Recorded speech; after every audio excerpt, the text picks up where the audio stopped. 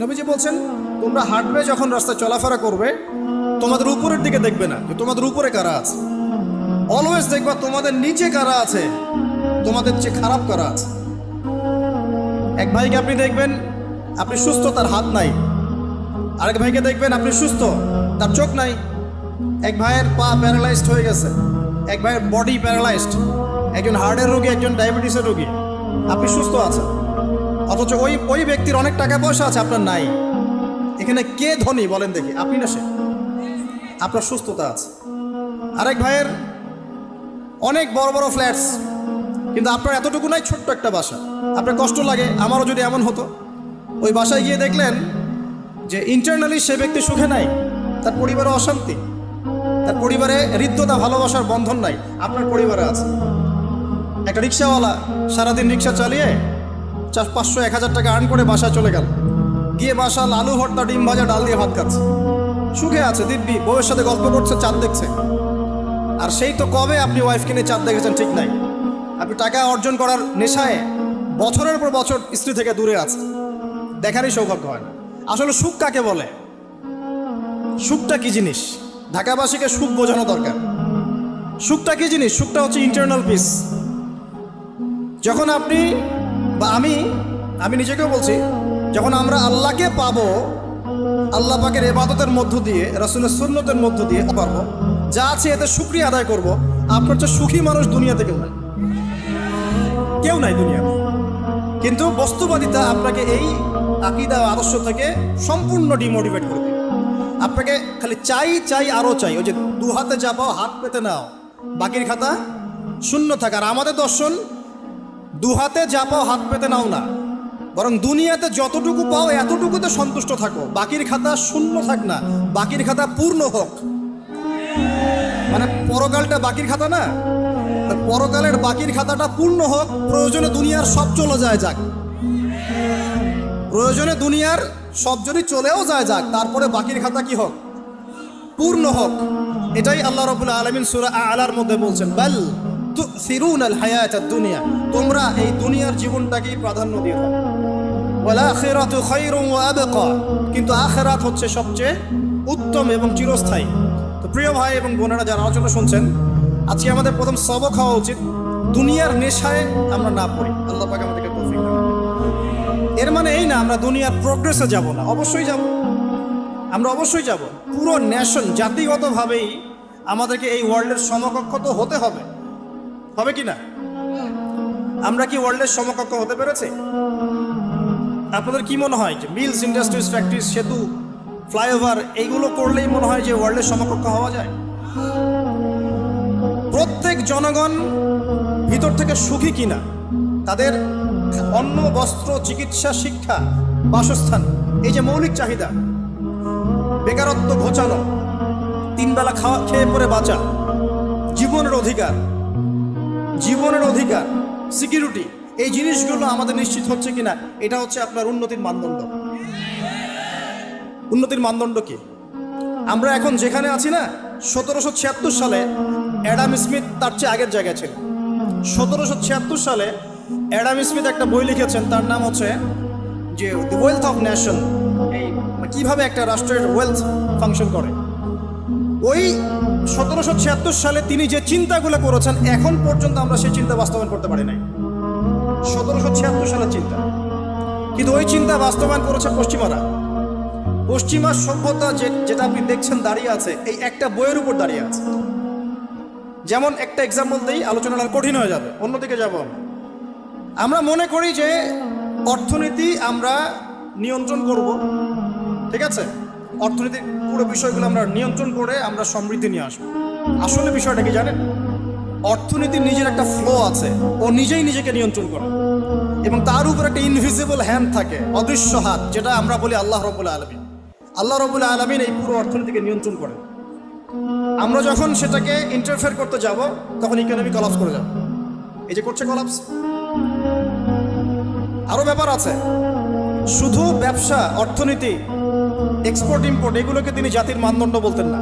তিনি বলতেন যতক্ষণ পর্যন্ত জাতির প্রত্যেক ব্যক্তির মধ্যে এথিক্স না আসবে, নীতি যতক্ষণ পর্যন্ত না আসবে, আপনি করাপশন থামাতে পারবেন। তাই হয়েছে না? শুধু ব্যবসা না, আদর্শ কতটুকু আছে? এই যে আপনি দেখছেন বিভিন্ন জায়গায় ভেজাল খাবার খাওয়াচ্ছে, ওদেরকে টাকার অভাব আছে? ওদের টাকার কিন্তু অভাব নাই। নেম ফ্রেমের কোনো ঘাটতি আছে? এস্টাবলিশড বিজনেস, তাহলে কেন আপনাকে ভেজাল খাওয়াবে? কারণ তার মধ্যে এথিক্স নাই, নীতি নাই। এই জন্য জাতির প্রত্যেক সদস্যকে, মানে প্রত্যেক জনগণের প্রত্যেককেই আগে নীতিগত শিক্ষা দেওয়া উচিত। আর এই কাজটাই করে ইসলাম। বলে সুবহানাল্লাহ। এই এথিক্স এবং নীতি শেখায় কে? ইসলাম। ইসলামের চেয়ে সার্বজনীনভাবে এবং যুগোপযোগীভাবে কেউই এথিক্স শেখাতে পারবে না। কাগজে কলমে অনেকে অনেক কথা বলতে পারে, প্র্যাকটিক্যালি শেখাবে কে?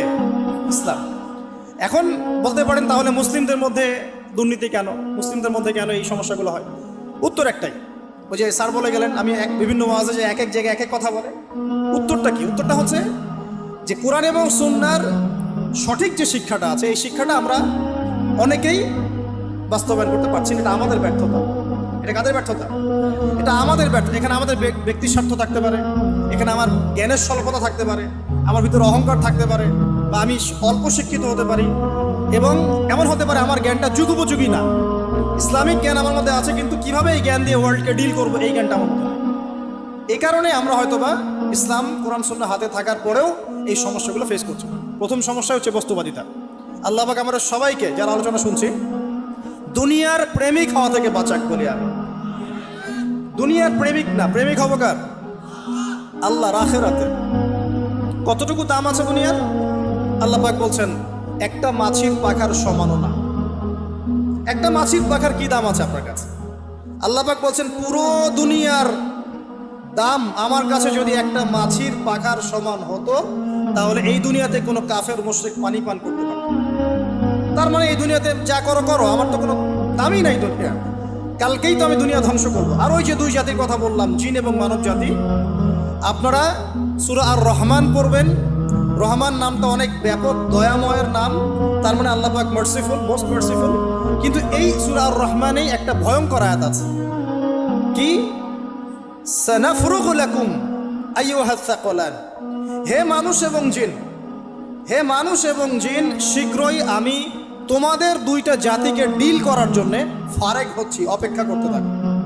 মানে আল্লাহ পাক কুল্লু ইয়াউমিন হুয়া ফি শাআন, মানে আল্লাহ পাক কি করেন? সব সময় তার কাজে ব্যস্ত আছেন। মহাবিশ্বের তো গ্রহ নক্ষত্র গ্যালাক্সির অভাব নাই, মাখলুকের কোনো অভাব নাই। আল্লাহ পাক প্রত্যেকটা মুহূর্তেই তার কাজে ব্যস্ত আছেন, তার কাজে শানে ব্যস্ত আছেন। কিন্তু এই ব্যস্ততা থেকে ফারেক হবেন কাদের জন্যে? মানুষ আর জিনের জন্য। মানুষ আর জিনের জন্য আল্লাহ পাক বলছেন সানাফরুগু লাকুম আইয়ুহাস সাকালান। দাঁড়াও, দুনিয়ার মধ্যে এইসব করে বেড়াচ্ছ, তোমাদের দুই জাতির জন্য আমি অচিরে ফারেক হব ইনশাআল্লাহ। ওইটাই হলো কিয়ামতের দিন। যদি ওই দিনটা আমরা মাথায় রেখে চলি, ইনশাআল্লাহ আমরা কেউ বস্তুবাদী হব না ইনশাআল্লাহ। আল্লাহ পাক আমাদের সবাইকে দুনিয়া মুসাফিরের মতো থাকার তৌফিক দান করুন। আমরা উন্নতি করব, অবশ্যই অগ্রগতি করব, আমরা সব কিছুই করবো, কিন্তু দুনিয়ার পূজায় ডুবে যাব না। এটা একটা বড় চ্যালেঞ্জ। মানে মধ্যমপন্থী থাকতে হবে, না একদম গোলালু মার্কা আর না চরমপন্থী, মাঝামাঝি থাকার চেষ্টা করতে হবে। আল্লাহ তৌফিক দান। ঢাকাবাসীর জন্য এর চেয়ে বড় কোনো নসিহত হতে পারে না। ঢাকা থেকে, ঢাকার মতো যত মানে সিটিজ, মেগা সিটিজ আছে সারা ওয়ার্ল্ডে, তাদের জন্য এটাই প্রথম নসিহত, বস্তুবাদিতা ত্যাগ করতে হবে। বস্তুবাদিতা। আল্লাহ পাক আমাদের সবাইকে বাকির খাতা পূর্ণ করার তৌফিক দান করুন। এখন একটা লক্ষ্য পেলাম, কি জন্য দুনিয়া এসেছি? আল্লাহর ইবাদত করার জন্য। এখন অনেকে ভুল বুঝে প্রশ্ন করতে পারে, তাদের জ্ঞানের স্বল্পতা। আমি ওদেরকে দোষারোপ করবো না, কারণ আমাদের শিক্ষার সমস্যা আছে। আমরা তো সবার মাঝে ইসলামিক সার্বজনীন শিক্ষা দিতে পারছি না। এই কারণে অনেকে প্রশ্ন করতে পারে, তাহলে কি সারা জীবন আল্লাহ বিল্লাহি করতে হবে? আমি কি সারা জীবন তাসবিহ তাহলিল জিকির আজকার নামাজি পড়ে বেড়াবো? তাহলে এটা হলো তার ভুল বুঝ। এই আয়াত সম্পর্কে ভুল ব্যাখ্যা। সঠিক ব্যাখ্যাটা কি? সঠিক ব্যাখ্যা হচ্ছে সূরা হাশরের 7 নম্বর আয়াত। কত নম্বর? সূরা হাশর 7 নম্বর আয়াত।